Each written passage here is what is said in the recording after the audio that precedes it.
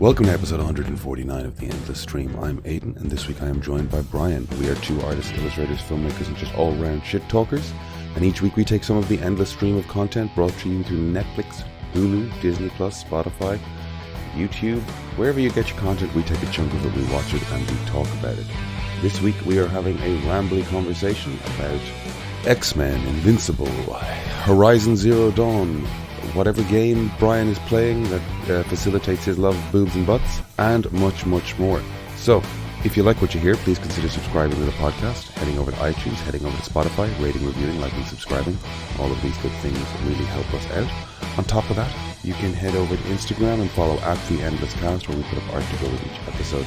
And that's a great place to reach out and suggest something for us to watch, or disagree with us. Send us a message. Tell us whether or not you think we're talking shit, or whether or not you agree and want to add something to the conversation. All of that being said, let's get into the episode. Well, today it is just me and you, Brian. April Fools. Kev's here. Yeah, he's idiot. Yeah, he's just really quiet. You fell for it, but I can't believe you fell for it on today of all days. Oh no, I fell for it. I am the fool. I am the April Fool. How was your Easter? It was good. It was good. It sounds like you had a couple of nights out. The voice is a bit lower pitched. Good times. My voice is always like this. How dare you? Is it? All right. This is just because I just got out of bed. This is full on sexy Bri. Sexy Bri. Sleepy Brian. Sleepy Brian. Sleepy. You look sleepy. I'm okay now. I'm a little tired. I'm a little uncomfortable. I've been sitting here since 9 a.m. I got up for 20 minutes, but like my ass is numb. My legs are numb. I've been drawn. So I'm a little like... I'm tuckered out. Huh? Tired from drawing? Sign. No, to be numb from sitting. Oh yeah, look. Cardio's bad. You need to get up and move more. Yeah, I know. I'm going into, I think there's an improv thing on at 5:30. So I'm going in for that. That's going to be fun. My Easter was very quiet. I really didn't do shit all. I ate food and I drew a lot. This is my system since August, is get up, be at the desk by 9, work, whether that's job applications or illustrating or writing comedy or booking shows or doing whatever the hell else. That's what I'm doing, and whether it's a bank holiday or not kind of makes no difference. This is what I do. Hurrah. I have blitzed 5 seasons of The Crown in the last 5 days, just on beside me. It's a well put together show. I have no real interest in the monarchy, but like a well put together show is a well put together show. The people playing Charles and Diana I found them to be insufferable caricaturists. Whether or not they were actually like that, it was very hard to watch them. And now it's switched to Dominic West and what is her name? She was in Tenet. Debicki? Yeah. I was going to say Palanicki, but that's the other lady. Elizabeth Debicki? Debicki. I don't know. The Rise of Debicki. She's better. Dominic West is still insufferable. There's a smugness to him, but I suppose that works for playing Charles. But it kind of shifts from... is she 33? Christ, okay. She's been around so long, I was like, she must be... I was like, oh, she's only 33. So she must have been kicking off early 20s, wow. Maybe you're confusing her with someone else. No, it's solidly her. Okay. She was in The Man from U.N.C.L.E. and Gatsby and Tenet. I know those. I remember seeing an article at one point that was just like, this is the year of whatever Elizabeth Debicki, but it didn't really take off in that same way. I mean, there's no undeniably successful, just not quite, I don't know, massive A-list. You know, she's still able to work without being... Anyway, The Crown is good. If you have any interest in that sort of nonsense. Seeing Charles's character go from this wildly insecure, childlike performance by the previous guy into Dominic West is a bit kind of hard. It's a real jarring jump. They're very different energies. Everybody that's played Prince Philip has been very good. I enjoyed Matt Smith, Jonathan Pryce era now. Did you watch this show at all? I've seen bits. Some of it. Yeah. I've never made a concerted effort to watch it. Um, It is got a very high production value, though. yeah. It do. Is it in its final season now? It's finished. It's Is it wrapped finished. up? It's finished. Was it Finished. 5 seasons total? Six. Was it? Or- Six, I believe. 6, I believe, and they're the same production company is making a show, or is making, or was trying to make a show called The Age of. I think we called The Age of Three Kings. I'm not sure if that's quite right. Post Victoria, her son. There was like 3 kings in quick succession. There was like a 30-year, 40-year window of just like king, and then Elizabeth. So it's kind of like an interesting window in history. And that stuff looks great. I guess in the same way I said to you, the guy behind, Stephen Knight behind Peaky Blinders, is trying to get a show about the Guinnesses in the sort of 1700s, 1800s off the ground. I don't know what they will come up with there. I don't know enough history. Do you know anything about the Guinnesses? No. I don't. I'm sure so long as people are wearing snappy coats and suits, people will lap it up. Yeah. Bit of Nick Cave, bit of smoke. Yeah. Backlit. Yeah. Did Men you... being lads. Men being lads being men. You know how it is.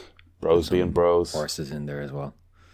Horses are strong, but it shows that a strong man is soft. Oh. It's the strongest way for a man to be soft is to like a horse. to like a horse. Yeah, it's a big, powerful animal. Yeah, what a tired cliche. Did you get to see or watch or do anything of interest this week, Brian? Dog. She just did the most foul burp. She got up from her pillow to sit at the window, and just as she was, doing a sort of a pensive glance over all she surveys, she just went "Bleh," and then licked her lips in a very self-satisfied way. She didn't throw up, surely? No, just a tasty burp. Did I watch anything? Probably. Did I? I don't know. What did I watch? When did we last record? Probably Friday, Saturday last week. It took an age for me to process last week's episode. The recording was so wobbly between Kevin's auditory difficulties and the disconnect. Your cable disconnected or something. Like you just 1 out of 3 mics hung in there, but content was good. It just sounded bad. No. Is what it is. I'm all mixed up now because this is Monday, so this is the start of my usual content consumption cycle. If you get me. So I've watched an episode of X-Men in between, I guess. Okay. That was the third one? Third episode. I watched the first one of those, and it wasn't doing it for me. This is definitely better. Okay. And even the animation is like it's done in the same style, but you know what? I was watching the latest season of Invincible as well, which I'll be honest, I did like more than the previous one. But yeah, like I don't know enough about the kind of production and stuff, but like there's I think it's even to do with like the line weight in Invincible. Like when it's a still image, the images look very thin or something. I don't know. Whereas I've noticed a lot with X-Men 97 is I've seen a lot of still frames from it, and in a still frame looks great. It's really bright and bold and colorful and very solid. It looks great in still frames, and this episode was kind of even nicer. The style was kind of growing on me a bit. It'll never be my favorite way for a 2D show to be produced, but like comparing it to Invincible, which again, like to be fair, I think I shit all over Invincible season 1. I just couldn't get into it. Yeah. For whatever reason, I liked season 2 better so far. But again, I watched X-Men 97 on Wednesday, and then I watched Invincible on Friday evening. And yeah, X-Men 97 looks great in comparison, even though I don't like the style of motion and stuff. Right. And then story-wise, story is pretty solid kind of adaptation of the start of the Madeline Pryor story. So it was good. I liked it. It was Okay, that's nice. It's picking up. Yeah. Like I was genuinely just kind of bored waiting through the first episode. There's I guess as we get First into episode it, is like recap heavy. It's very much like, yeah, you don't know the X-Men. Here's the X-Men. Here's what they do. I there were little things in it. None of this fucking matters ultimately, but there's little things of like we're getting reintroduced to everybody. You're right, and there's that moment where Gambit throws a heated up or a explosive Pop-Tart towards Cyclops, and Jean Grey telekinesis is it, and gets it out of the window. And what we should have had was a reverse shot to see the person doing this, and then come a little wider and see that she's pregnant. And for some reason, they went belly up first, to head. Yeah. And it's like, what? Why are you doing it this way? You know, like, it's such a silly decision. Jesus. Hmm. So you've only watched one so far? I've only watched one so far. It also had the batshit decision to Gambit charge up Wolverine's claws in it. It was like, what? Yeah, they're going to explode. That's not how that works. That's not how that works. And technically as well, like, I don't know. And I never dug Storm's isn't he really invocation of the weather. Stuff with, I hated that. What the fuck is she horrible. doing? Like, horrible. Why are you? Especially when she does it in, like, I kind of understand it if, you know, she was the person in the tribe who is controlling the weather, and there's a belief that her powers are supernatural, and if she thinks she's casting a spell to do it, but instead she sounds like fucking it's this Shakespearean sort of garbage, and it sounds awful. Yeah, there's a real, like, could you? It feels like anyone beside her should go, Can you chill out? Like, what's the deal here? You're pretty pretentious. Her powers have always been really inconsistent as well in terms of like X-Men has always tried to like have an explanation for what people can do, but then with Storms they never really could decide, is like, can she manipulate it kind of slightly, or can she like just full on change a climate? And that's like they kind of had that with them. You know, it's easy being sort of like revisionist or you know, what's the word? Coming in 50 years later with Invincible and having Atom Eve. Like, there's a point in it, I don't know if she's done it in the TV series, but in the comics, like about 20 issues in, she goes, I don't know what I'm doing. I have the power to reconstitute all matter into whatever might be needed anywhere at any given time. And I'm punching bank robbers. And she goes, I'm going to stop doing this. And I'm going to go, and she just goes to like famine-ridden areas and just starts irrigating and like starts using her powers to create like paradise locations in shitty areas. And it's like, what the fuck have I been doing chasing muggers? That's kind of cool, but it also shouldn't take a person that long to have that that realization. Yeah, I know. That would come almost instantaneously for most people. Like, because even there was an episode that I was watching in the second season, and I don't know, some guy with a gun arm, and she gets into a fight with him, and then they're on a bridge, which was kind of weird to watch given that a bridge had collapsed a couple of days earlier. Yeah. But I was watching it and I was like, why is she fighting the guy with the laser gun arm? Why doesn't she just turn his arm and his gun into an arm, or turn it into a fucking silly string or something? Like, why is she having a fist fight with this guy? Yeah. There is some suggestion that she can't, and the gun arm is a mechanical thing, but there is some suggestion that she can't affect organic matter or something. I'm not sure what that is. Yeah, I don't know. They were trying to find it. Was silly. It was extra silly in a show about people with superpowers, especially one that kind of strives a bit more for kind of realism, I guess. It was like, why is she doing this? Why is she engaging in this? This is dumb. But that said, I did find myself more engaged with it this time around for whatever reason. All right, that's good. Were the episodes always this much longer? They were always longer than a half an hour, or longer than 20 minutes. They were always like close to 30. And that was a kind of a complaint as well. It was just like, can you just, we've developed attention spans to certain. That, you know, that's another thing I realized is I'm all for grown up cartoons, but you can't do dramatic kind of. There's been multiple moments per episode per season where they're doing a scene that I'd expect in like an AMC type drama that just doesn't translate when it's really thinly drawn kind of cartoon. It's a point where, what's his mom's name? Is it Debbie or I don't know. The cupboard, the door in the cupboard doesn't close properly, and there's a couple of shots where they show that the cupboard door doesn't close properly, and it's a metaphor, it's an analogy. This is the domestic scene, and there's unrest because he's left, and anyway, she starts slamming the cupboard door, and she starts screaming, "You motherfucker," or something like that, and it's just corny in a cartoon drawn in that style.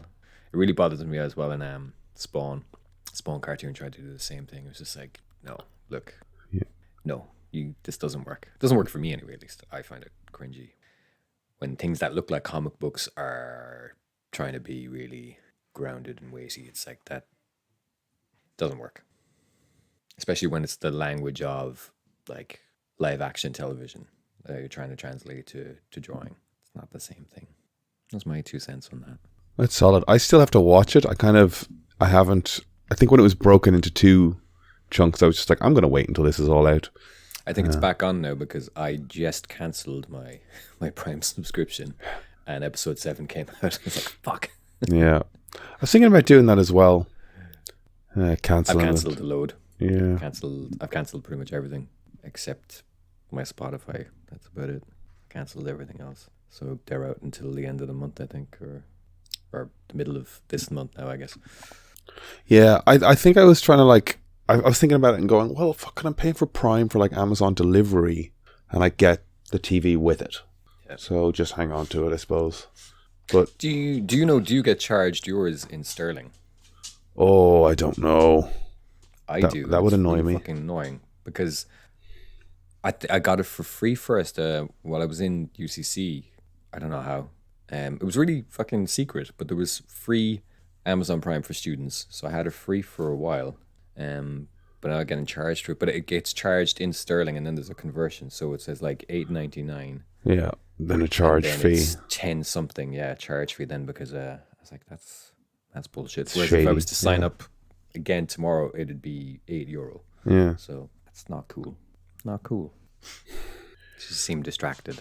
No, I'm trying to hear you and respond to you in a considered and attentive way, while at the same time trying to go, what the fuck happened this week? Was there anything like we didn't pick a subject to watch? Well, this is the thing. It's Monday, so it's throwing us off. Yeah. Normally we would go through starting from now and then reconvene. Yeah. By the end of the week and say, hey, what have we done? Yeah. I played a demo for an action game. Oh, yes. Yes. This was the game that you were worried that you wouldn't be able to enjoy because you were thinking about the douchebags around it. Or no, it was a toxic work environment. Both. That's fair. Yeah. How are we feeling about it? Well, this is the thing. There's this whole discourse that I'm seeing. And to me, it looks like it's taken over the whole gaming conversation. But then to a lot of people, they're probably not even aware that it's kind of taking place. But like for a while, there's this conversation about female characters in Western games not being hot enough. And this is just with, incels and whatnot. But they like have galleries of examples of what they think of, women being ugly. And what they're really saying is, I can't masturbate to the women in my video games anymore. And this is a hate crime against me as a straight male. And they're idiots. They're dumb. But then anytime, you've got something like The Last of Us 2, which, no, I'll try not to spoil that, but the rest of the game takes a very more kind of female-centric narrative in that you kind of play more as the women characters in the game. And some people were outraged by that. And then on top of that, they were outraged that the character they're playing as is like really muscular. And it's just weird insecurity that these losers have. But now the conversation is turned into, like I said, women in Western-made video games aren't hot enough. And they need to be more like games from Japan and Korea, which, you know, what's the word I'm looking for? Is cater more to perviness. But there's a game coming out in a couple of weeks, and the main character in it just has a huge ass, huge boobs, and they jiggle. They've spent a lot of time ensuring that her bits jiggle in a seductive way. And now the conversation is, yes, you know, Asian game developers are here to save the straight male and give them what they want. It's like, now if I enjoy the game, I'm technically siding with these losers. And then there was I think there was maybe a story about a developer or somebody working for the developers got fired because she had kind of had feminist views, which apparently is a thing in South Korea. It's very anti-feminist, apparently. Yeah.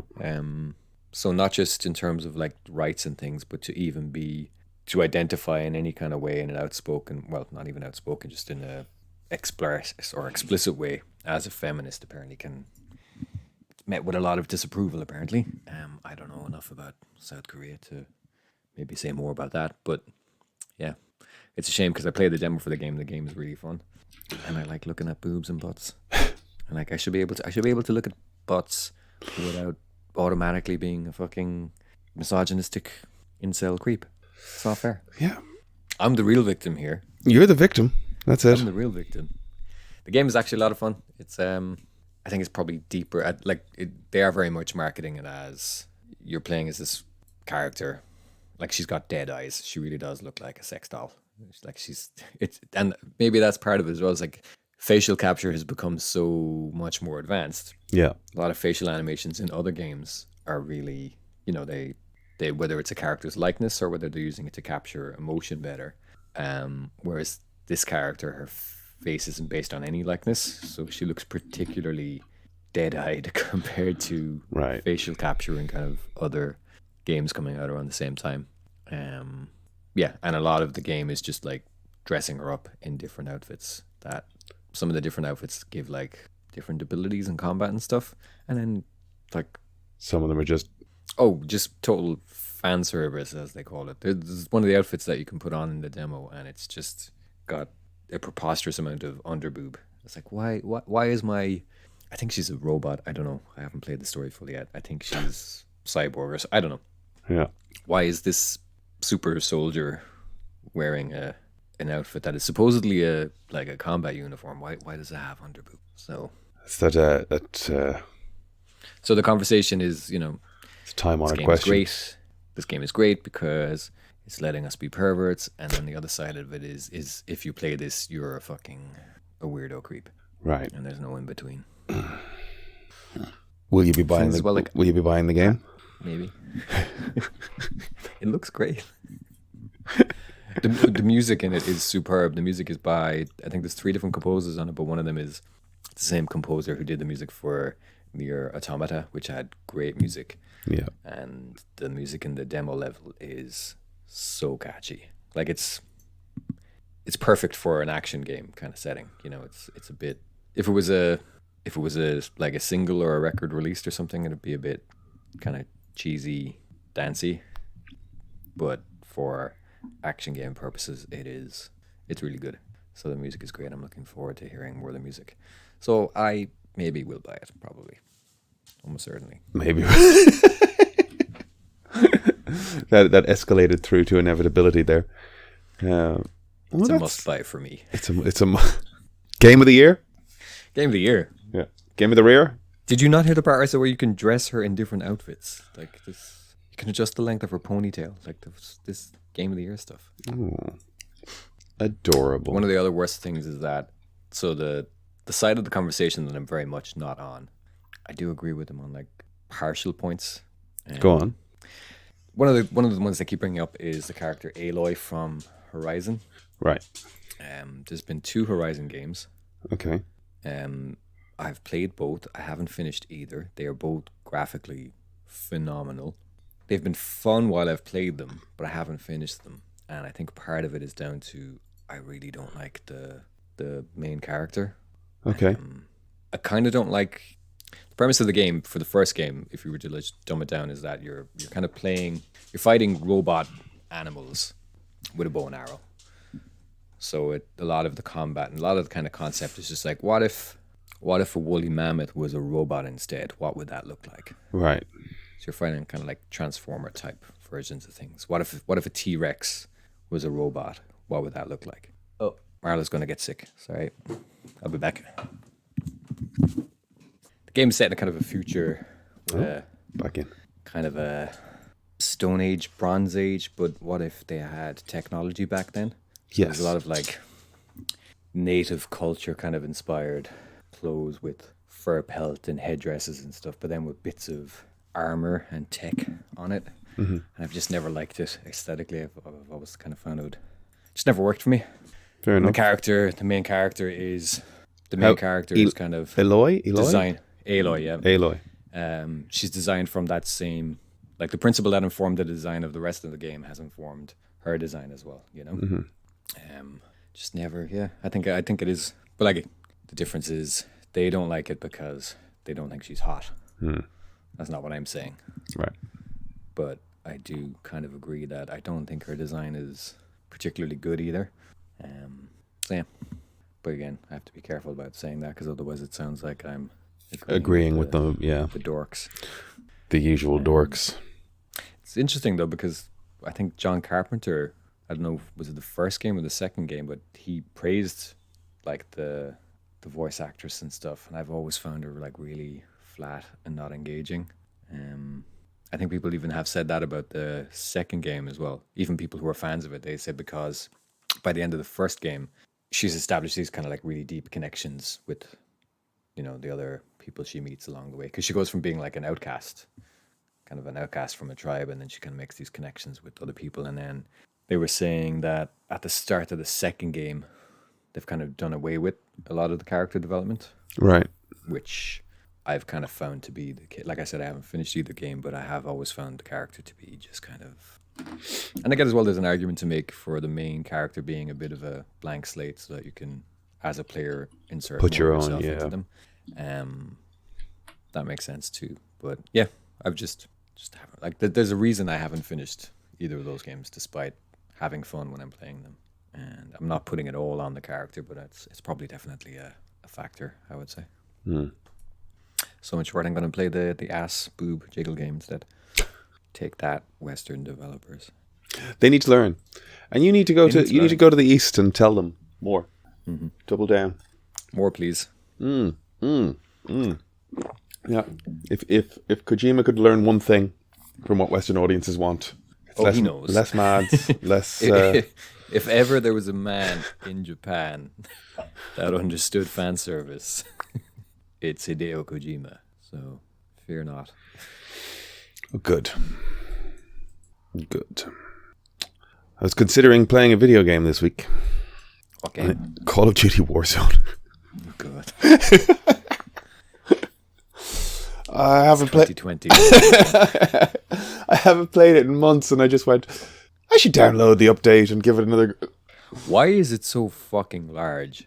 The game? I don't know. Fuck me. I'd probably still have it on my hard drive, and I might even dip in now and then. But it takes. There's so no much space call on the for hard it. drive. There's no call for it to be that And fucking there's extensively. always It doesn't make update, and sense. the update is always fucking huge. Oh, I think both of us stalled, but I don't know who's responsible. yeah, we both stalled a wee bit there. I haven't. Yeah, I don't know. I was talking to one of the guys I used to play with regularly, talking to Paddy, and then I got into maybe I should download it again. But no, trying to draw. I'm doing a bunch of that. I haven't posted a podcast cover piece of art in a little bit. I've got them drawn. I'm getting into this habit of like getting 3 or 4 behind, and they're sitting there on my iPad, and I just have to post them. But I think I'm kind of like social media drained. You know, I'm keeping myself busy, but I'm not translating that to the action of engaging with the social media thing. Partly because I don't think I see any return from it. You know what I mean? I do the work because I do the work, but then I don't see the return from posting anything or trying to engage there. But then I'm not doing audience building. I don't know. What's the point, Kevin? What's the point, Kevin? That's the point, Brian. Indeed. Trying to think if I anything coming up. Have I seen anything? I mean, I've binged Peaky Blinders. We talked a bit about that. I'm binging The Crown. I've just got it on here while I'm working. Did I go and see a film Have you this week? watched any of Shogun yet? I tried No, of course you to watch a bit of it, but my connection wasn't working with the. I tried to watch a bit of it, but I had a little issue, so I had to download my own illegal copies of it rather than streaming someone else's illegal copies. Oh my god! So I will get to that. Dude, it's great. Yeah, it looks great. The first 10 minutes I saw before the internet connection failed me looked pretty fucking rapid. It was looking good. Nice, high quality production values. You saying it's good. So, yeah, should keep going with that. I got a call with somebody about work tomorrow. Potential work. We'll see what comes of it. I'll keep you apprised. I would like a job. Some sort of steady income would be really nice right about now. I've had just a really quiet week and I haven't been consuming much. So it's a tough one to talk about. Sounds nice. We should pivot the podcast to just a mindfulness. Oh yeah? Episode, yeah, and just talk about mindful activities and mindful consumption. Mindful engagement. Mindful engagement. And then that could be just a minute of me humming into a mic. All right, let's try 5 seconds of you humming into a mic and I'll loop 5 it. seconds. Yeah. All right, well, hang on. I was in a queue last night for pizza. Oh yeah. 30 minutes. The card machine broke. And to keep myself sane, it was so loud, but I was humming loudly. And I was trying to see how loudly I could hum without other people noticing. Oh my god. It's like vibrating in my chest and in my head. No one noticed. Did no one notice, or is that one of these things where like everyone was quietly like, "This is crazy, guys"? No one noticed. This guy's humming over here. Entertain myself, but I'll try to get back into. That's what I mean. It was this kind of like subliminal level of humming. So I'll try to get back into where that was. So it was somewhere. See, how's that? I can't even hear it. Can't even hear it. I think the Skype might be noise cancelling it. Really? I don't know. I'm not hearing it at all. Oh, there we are. All right. This is good. It's good stuff. And it could just be that, for an hour. Nice. That's a bit now. What's the word I'm looking for there now? I don't know. There's a bit of I don't know what word I'm looking for. It just wasn't as clean. It's a bit of a distortion in it. I prefer a smoother hum. That's where we are now in this conversation. Humming noises. What's your favorite humming noise? Sort of a somewhere there, I think. Okay. I like a low register hum, Yeah, I hear you.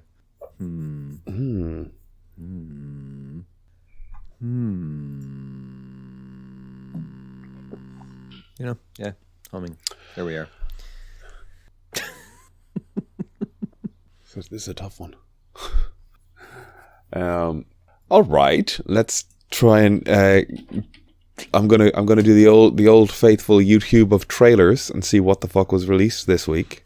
Were there any trailers released this week? I haven't a clue. I gave up on trailers a long time ago. I enjoy a trailer. Bad Boys. Rise of the Boy. What is that movie called? They've got a new one now. They missed a trick there because they called the third one Bad Boys for Life. Yeah. And then they made a fourth one and they couldn't use the Bad Boys for Life title. So they're going with Bad Boys Ride or Die. That's got to be the biggest blunder in cinematic history, right? Yeah, I feel like it's a fuck up. And the Bad Boys movies now are basically like Martin Lawrence paydays, right? Am I wrong there? Was the last one even a hit though? But he still got paid. That's the. Well, he got paid. Yeah, sure. Like it's. But Marty needs a salary. But the thing is, if they're if they're not hits, then I'm assuming he gets paid less and less each time they venture out. you know? Yeah. Well, I mean, look, it's still... He's still got to have got a couple of $100,000, right? That'll keep you going for a little bit if you're living modestly. He's not living modestly, though. You don't think so? Not. You don't think? You think? No. What's the latest on P. Diddy? I don't know. Tell me anything about this, because all I saw was there was like a raid. Did he flee the country? He's fled the country. His house was raided. They found guns. Apparently, it was part of a trafficking operation. That's what it was in relation to. Is he about to get Epsteined? Maybe. People have been saying stuff about him for a long time. A long time. There was a whole like. I want to be careful how I phrase this, and I know I'm going to phrase it wrong, and know that but like there was, you know what, he had these like white parties, and there was just always suggestion there was like weird shit going on in the basements of these parties. Mm-hmm. Like there was the party, and then there was the party below the party. That's so creepy, isn't it? Though that's so fucked. Like, it's one thing to kind of say it and understand what you're saying, but it's another then to imagine what the atmosphere must be like when you're there, and it's so sinister. Can you imagine being at one of these events where there's like so much money involved, and for there to be this other really, you know, sick thing going on underneath in a sort of a kind of a, not cult, but, you know, secretive and sinister. And we've seen so many stories about that stuff because it obviously is happening, and we just probably have no idea of the extent to which it's happening. But it's so funny as well, to the extent that like there's been scandals throughout the 20th century, and I know this is coming off the back of me watching The Crown, but like there's been people, you know, the procurers, the guys that like traffic or present people with money with, what would you call it, opportunity? It's fucking grim. I mean, look, it doesn't make a difference really. Like, I don't know that I ever knew much Puff Daddy or P Diddy music beyond that fucking Every Step You Take Biggie track, tribute track. Am I wrong there? Yeah, that was huge when I was in school, and even that was Sting. That was the Hook doing most of the work on that, right? Yep. So, not a big loss, if you ask me. I don't know. Like, what is any suggestion that he's being wrongfully accused, or is it just like solidly this is he's not being scapegoated by the man? No. Shit. No. Ah, well. I hate when like something like that happens and you've got the bridge collapse the same week, and then some fucking lunatics will try draw a line between the two. It's like, it's just lazy conspiracy theory stuff, you know? Mm. I want my conspiracies to be like unhinged, where it's like, that's just boring. It's like, what are you even saying? Oh, there's a connection between the, is that, oh, okay, P. Diddy gets, you know, flees the country and the bridge collapses. Like, what are you saying? Yeah. Idiots. Tired. Who? Let's speculate. Who's next? Who's next? That's a good one. Who is next? You know, the thought that occurred to me that was kind of funny was that like this thought is unresolved. It was just a sort of half a concept or half a premise that popped in my head, that like in the 90s when gangster rap was kicking off and there was a moral panic that these people were a bad influence, and it turns out he's a sex trafficker, and the other one was, you know, like they were all, I mean, a lot of them were presenting themselves as drug dealers and violent individuals to begin with, but do you get what I'm kind of leaning towards? It's an unresolved premise, I guess. Turns out our parents were right. Puff Daddy, not a good influence. Turns out he was a bad man. Parental advisory on the albums. I think that's more about, like, he's always been more a position of power as opposed to a performer. Like, he's always kind of been the producer, and he's always been the record label person. I think it says more about the I mean, that was the thing. It was a moral panic, and it wasn't genuine. It was all to sell. Yeah. Like at the end of the day, there was a massive amount of corporate power and money that was pushing this stuff in the first place. This wasn't like, that was the thing. Gangster rap wasn't indie music. It was fucking mainstream label stuff. I had the support and backing of, you might have had like Death Row Records or something. That might have started out as something smaller, but it had the support of the industry. Bigger distributors, yeah. Yeah. So this idea that it was ever any sort of like street level thing was bullshit. I mean, there was street level music happening and mixtapes and things like that. And, the industry basically saw, hey, let's exploit that. There's a buzz and a hype around people on the street, underground rapping. So let's just elevate one of it and push it and sell it as the real deal. And the fact that people ever bought into it in the first place is just silly, And then a lot of people actually started living it because that's what they were singing about. So then a lot of people were actual gangsters, but only because it sold. In short, it was the industry and corporations that were and are still selling the moral panic. Yeah. To society. Ooh. It's capitalism. It always has been. Capitalism gone wild. So where does he run to? I don't know. He's just fled to some non-extradition country? That's the story. That's the annoying thing about whenever something like this happens it happens and then we're starved of any new information for for so long. Give us a good John McAfee type story where there's just a new insane update every so often. Jesus, that guy was nuts. Do you remember when he would shit through a hammock? What an unhinged human. He was he? No, he was under the hammock, wasn't he? I don't know, Aidan. I didn't watch. There were the women were giving interviews after the fact. Not my kind of thing, actually. Sat in a hammock and I don't know about you, but it was never shitting really through a hole onto him.